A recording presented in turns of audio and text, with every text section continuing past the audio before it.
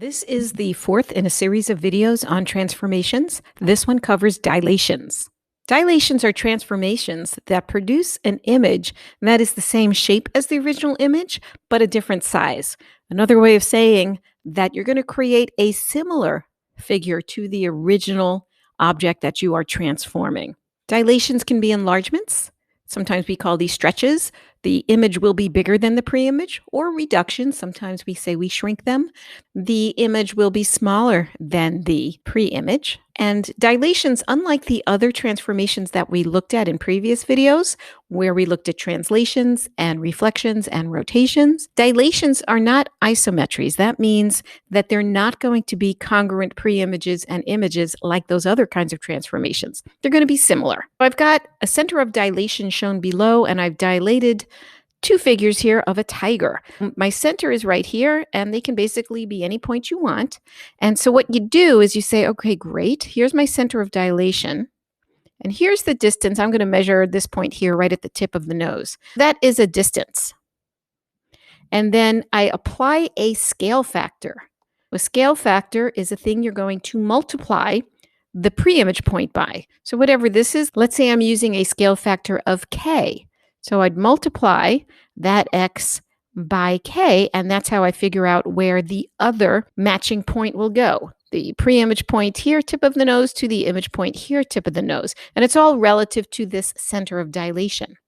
If you know these values, let's say you already have your original image, your pre-image, and your actual transformed image. If you can figure out these values, if this is x units long, and let's say this is y units long, you can just divide y over x to get your k. You can figure out scale factors given two dilated figures. This should make sense because we're multiplying, right? So if you have a scale factor that's bigger than 1, you're going to get a bigger figure. However, if your scale factor is a number between 0 and 1, so a nice proper fraction like a half or 3/4, you're going to actually get a smaller image. So that is a reduction, smaller image. So you can create dilations using any point on the coordinate plane as your center of dilation. For our purposes, we're always going to use the origin, which means 0, 0 will be our center of dilation for all our examples, which makes things a little bit easier. All you have to do is every point in the pre-image, just multiply the x and the y by that same scale factor k.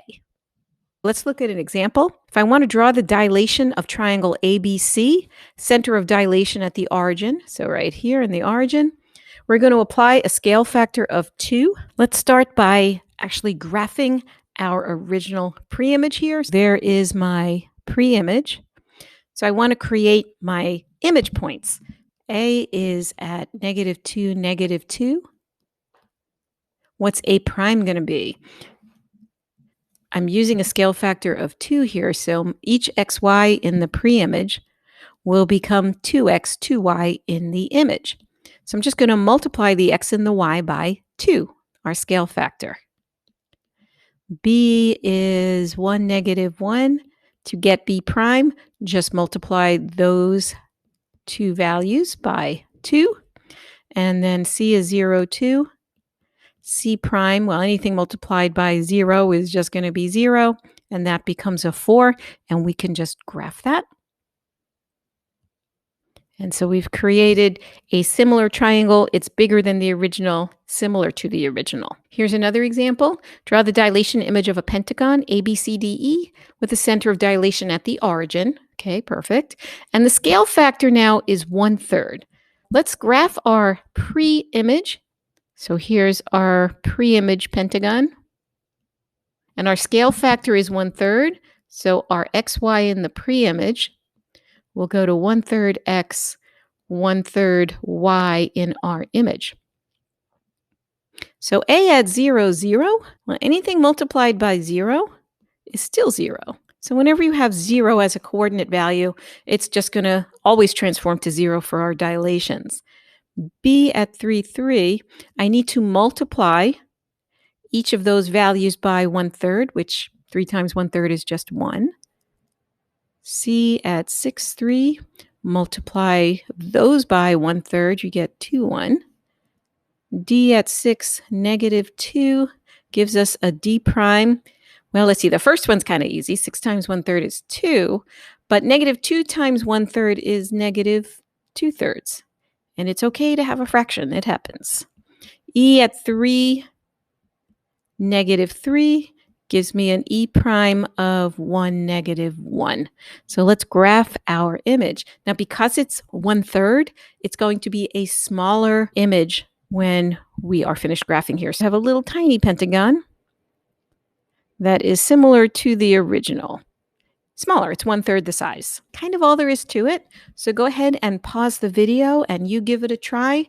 The first one, we are just transforming this triangle ABC by dilating it with a scale factor of 3. The second two are on this page here. You're basically finding the scale factor, the K, for each of these dilations. And I'm showing them here because if you don't have the actual worksheet that I give my students, you can still see what you need to do. But go ahead and pause the video and then start up again when you are ready.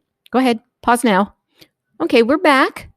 Let's start by graphing the pre-image, which is the triangle ABC. That is my pre-image. Now let's find our image points. So A23 will go to A prime, and I need to multiply by 3. So each xy goes to 3x, 3y, because we have a scale factor of 3. So 2 times 3 is 6, 3 times 3 is 9. B at 2, -1 goes to B prime, and we multiplied those two numbers by 3, so that is 6, -3. And then C at -1, -1 will go to C prime of -3, -3, because we have to multiply by 3. And then we can go ahead and graph our image. We expect it to be bigger, 3 times bigger. And that is a similar triangle, 3 times as big as our pre-image. Okay, for these last two, we're not actually graphing these. We've already got our pre-image and the image, and we're trying to figure out, well, what is the scale factor of that dilation? I know we did xy to kx, ky, but what is k? That's what we're trying to find out. We basically can just look at the 2 points. So here is a pre-image point, and here is its transformed point. Now, the problem here is that it's 0, 0, and 0 times any number will give you 0. So this is not at all helpful in figuring out what k is, because k could be anything. So that's not helpful. And that will be true for any of our coordinates that are 0, because it's not going to help us find k. So you want to look at the ones that aren't 0. Let's start with b and b prime. So this coordinate 4 went to 10. So that means I took 4, I multiplied it by some scale factor k, and when I did that, I got 10. Now I have an equation that I can solve for k. That's 10 over 4, which we can reduce to 5 over 2.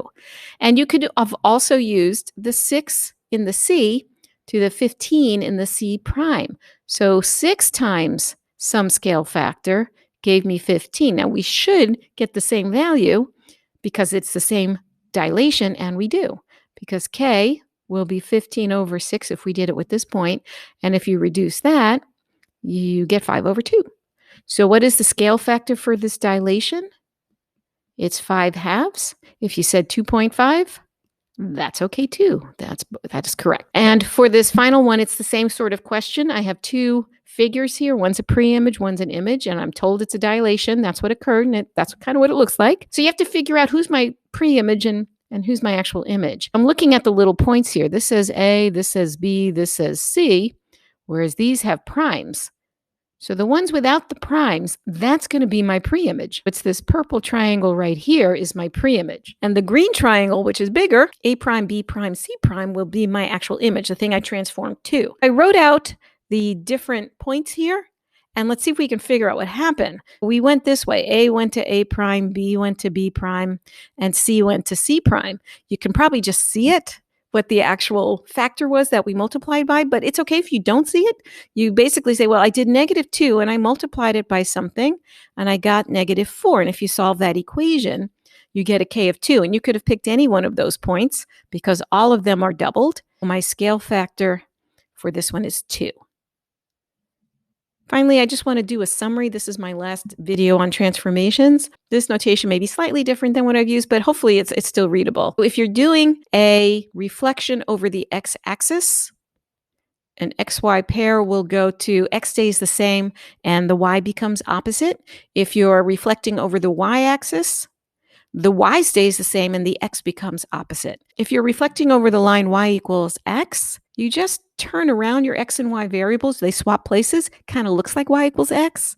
And if you're reflecting over the line Y equals negative X, you're still going to turn them in opposite locations. Your X and Y switch locations, but we're going over negative X, so that reminds us to put negatives in front of those. Now, the point reflection is the same as rotating 180 degrees, and that just says your XYs just take their opposite values when you do your transformation. Other rotations, if you're rotating 90 degrees, you swap your XY locations and the first one becomes opposite. We did already the 180 degree rotation. It's the same as that point reflection.